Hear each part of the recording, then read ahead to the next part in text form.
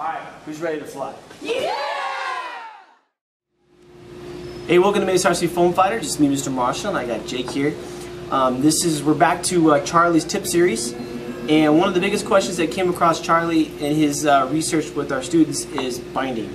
And I think that binding is probably one of the biggest and probably the easiest troubleshooting problems that our kids end up encountering. If I'm out flying, some of the kids, they can't test their planes or anything like that because they don't know how to bind.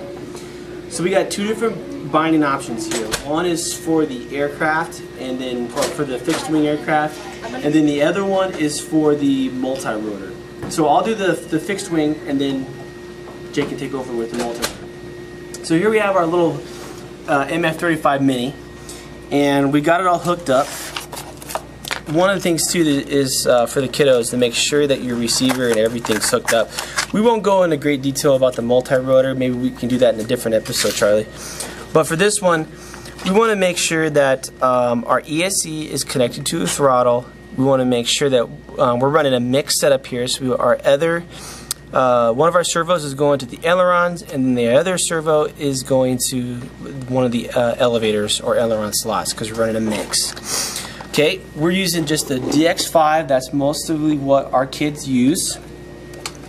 And so our bind plugs, we typically have a bunch of them in our drawers, but we suggest, because we lose them all the time, put something on them so that they don't get lost. So I'm going to take the one, and if you look right here, you'll see it says bind or battery. So plug it in there, okay? And I'm going to power this thing up, but I'm not going to turn on my transmitter just yet. I'm just going to power up the system on my plane. Sometimes it's good. Typically the planes won't, throttle up or anything like that, so you can have your props on there. You should be okay, but still, you just never know. You should have your props off when you do this. Red to red, black to black. You'll notice that the receiver starts to blink. That's really good. Okay, so now we're going to take our controller here, and Charlie, if you want to focus on this, and if you want to back up a little bit so you can get both what I'm doing here. I'm going to turn our trainer switch forward, and I'm going to turn on the power. When I turn on the power, that blinking light on the receiver should stop. So the receiver stops, turns back on. Once I've seen it turn back on, I release it. It stops again. Now it's back on again. Sometimes the motors will do their own little signal, but typically you'll hear the beeps based on how many cells you have on your battery. So that one was a dun dun dun dun dun dun, so it should be 3-cell battery that it's working off of. I can now take this out, so I'm good, I'm bound, and then you go and you test out your surfaces, and we're good.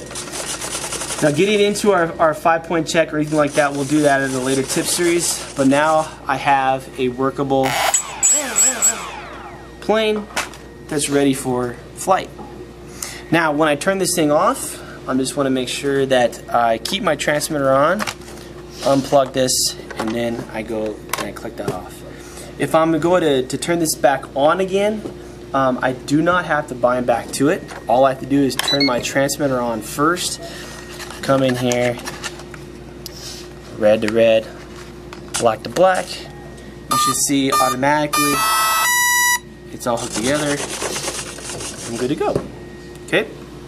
Alright, so Jake's going to demonstrate for us the multi-rotor, and the biggest thing that we need to make clear to our students, and Jake's pretty experienced with this, but we get students that'll just grab a controller, they'll grab a helicopter, and they'll go out and they expect it just to fly. Or would they at least get to bind with the receiver and then still expect it to just be able to fly? All of our transmitters are all, they're being binded to other aircraft, and they're being switched up and, modified to fit the needs of that aircraft. So everything is going to be pretty different. So here we have our basic helicopter with the props off, which is always a really good idea. And we've got a lemon receiver, so this is a little bit different than our Spektrum receiver that we just showed you. We know for a fact that at the bottom here is where the bind plug is. I'm going to put the bind plug in there for Jake, and then Jake's going to take it from there. So now you have to, without turning on your transmitter, you have to plug in the battery, and the red light will start flashing, and then you hold your trainer switch and power it. Should stop and then go back on again. If it doesn't do that, don't move forward. So now that's binded, we have to go into the menu and go to receiver test. Once we go into receiver test, you can see that all of them are to 0, or they should be, except for elevator. So first we'll check to make sure everything's correct. So ailerons goes left and right. You see that that's mixed up, right? So if you go right, does it say right on your aileron? It says left. Okay, so what do we gotta do? So we have to change our elevator aileron to reverse, and then now it should go right. Perfect. And left. Cool. Now for elevator, back and forward. Forward, good. Throttle. Full. Down. Awesome. But now you can see that perfect. Some of these numbers are now not close to 0, so now we have to trim them out to get to 0 or as close as possible. And we have to change our elevator back down to 0. Perfect. Like you said, close as possible. Yep. Cool. Now what? Now you go back. Take the bind out, right? Okay. And go back to your main menu. Okay. Power it off. Power it off. Turn your transmitter off. Turn it back on. Plug this back in. Should hear a ding. Yeah. Good job, Jake. So now you're ready. Okay, so now he's ready to actually go out and test the the multi-rotor and to play around with it. There's still a lot more that needs to be done with the multi-rotor, making sure that the props are going the right directions. But mostly, when kids have built these things, they're already ready to go. Yep. The props are already going the right direction. Everything's good. It's just a matter of binding it correctly, and that seems to be our biggest troubleshooting issue. But hopefully, with these two ways, and this is our two ways of our two different types of aircraft that we use, that kids will be able to now successfully be able to bind their stuff to it. And if the bind's not working, there could be a series of issues with the power system itself. It could be the transmitter might be messed up. It could be the ESC might be messed up. It could be the board that might be messed up. It could be the battery's not giving enough juice. So you have to kind of problem solve and troubleshoot and just kind of keep on plugging in stuff until eventually it works. But the biggest thing is make sure that you have safety first. Students, make sure that your props are off. We've have had incidences where kids are binding with their throttle all the way up, and the ESCs are not programming themselves; they're just full out.